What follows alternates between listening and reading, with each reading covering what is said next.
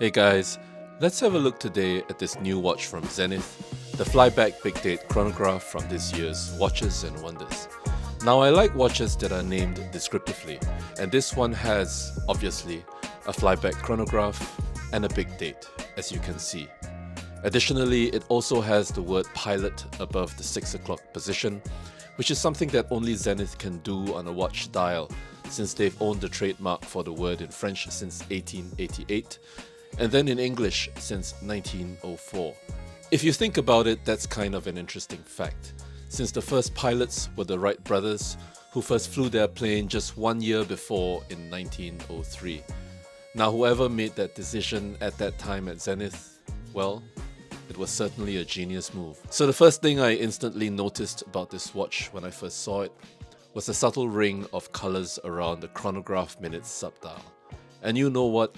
That's the kind of Easter egg that us watch nerds love, because it reminds me of this watch, the Rainbow Flyback from 1997, which, if you know your Zenith watches, is a cult favourite. Now, the Rainbow Flyback was originally commissioned in the 1990s by the French Air Force, and the plan was for the delivery of 1,000 watches over 4 years.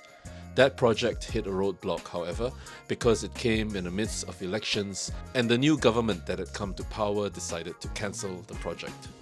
Well, Zenith had a problem because the watch had already been developed, and so to deal with it, they decided to present it to the public at Basel World in 1997.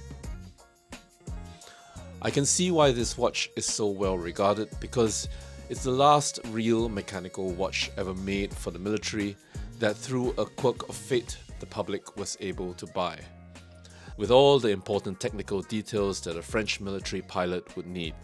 I mean, it does hold true to the Type 20 specification by the French Ministry of Defense for their standard equipment watches for pilots. It meets all the important criteria, like having a flyback chronograph, a bidirectional rotating 12-hour bezel, a black dial with 2 registers at 3 and 9 o'clock that count up to 30 minutes, luminous hands, and Arabic numerals, and a case diameter of approximately 38mm, although this one is 40mm. The name Rainbow stems from the sailing boat that took victory in the 15th America's Cup in 1934, and Zenith used the Rainbow name for a series of water-resistant 40mm sports chronographs that debuted in 1992, of which this watch, the Rainbow Flyback, is technically part of. Even though the colours on the dial are a signature part of the watch, the name in this case has nothing to do with them.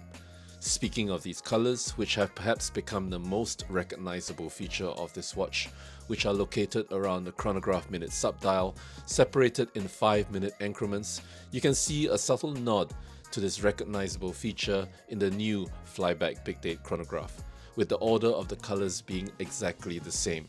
We have green, yellow, and blue interspersed with white, albeit a little thinner and not so much in your face. Another thing you'll notice is the similarity of the red central chronograph seconds hand and the red chronograph minutes hand, and that both are flyback chronographs. As for differences, there are two, most notably the lack of a bidirectional rotating bezel in the new one, and the inclusion of a big date rather than the normal size date in the old one. Now I'll show you the flyback chronograph in action. After you start,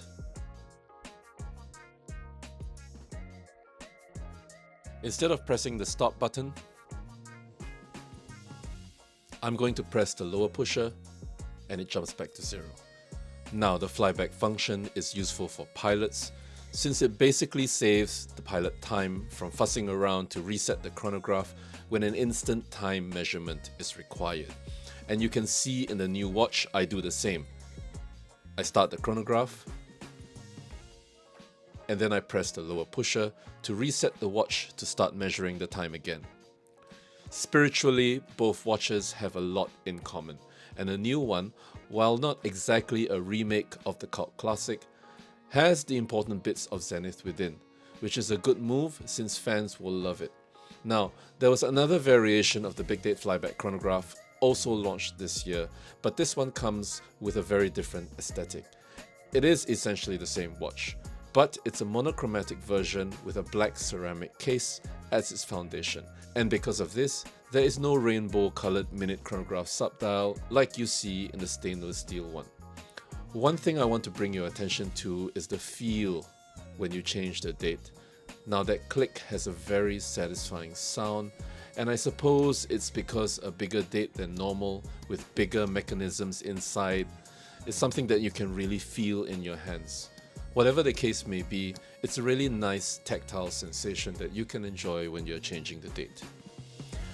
Now let's take a look around the 100-meter water-resistant ceramic case with the Zenith star on its oversized onion crown and a view of the Al-Primero 3652 that offers a beat rate of 36,000 vibrations per hour and 60 hours of power reserve.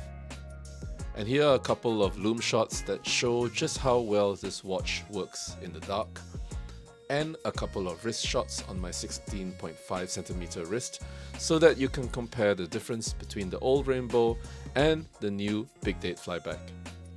Being a 42.5mm wide case, it wears comfortably, and while I wasn't able to measure the thickness of the case, we all know that the automatic chronograph movements from Zenith are among the thinnest in the market, which is the reason why Rolex decided to use the Al-Primero movement in the Rolex Daytona prior to coming up with their own in-house caliber. Which one do I prefer personally? I mean, the steel one has that cool nod to the past, which is something that I'm extremely partial to, while the black and white one is very striking on an aesthetic level, so in a sense it's really hard for me to choose. I would like to have both, but if I really had to choose, I'd probably go for the black one because I already have the vintage Rainbow Flyback. So, tell me what you think. I'd love to hear your thoughts on these two watches. Lastly, if you want a video review dedicated to the Zenith Rainbow Flyback from 1997, and why wouldn't you, do let me know as well in the comments below. Thanks, and see you in the next one.